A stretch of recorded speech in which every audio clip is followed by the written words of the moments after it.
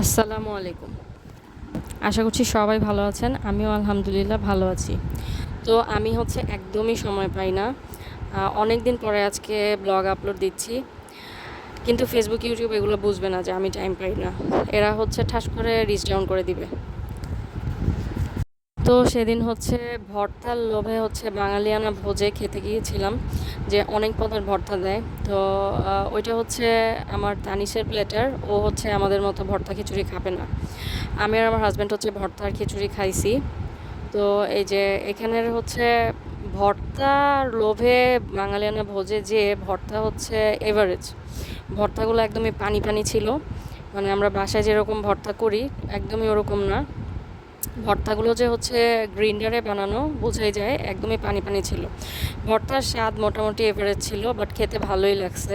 ডিম ভাজা ছিল, তারপরে যে আমি বেশ কয়েকটা ভর্তা নিয়ে নিছি। আর হচ্ছে এদের কালা ভুনাটা খুবই ভালো। মনে করেন ওই কালা ভুনাটা দিয়ে হচ্ছে মজা করে শেষে খাইছি। গরুর কালা ভুনাটা এদের ভালো। তো ভর্তার লোভে পড়েই হচ্ছে ওখানে যাওয়া।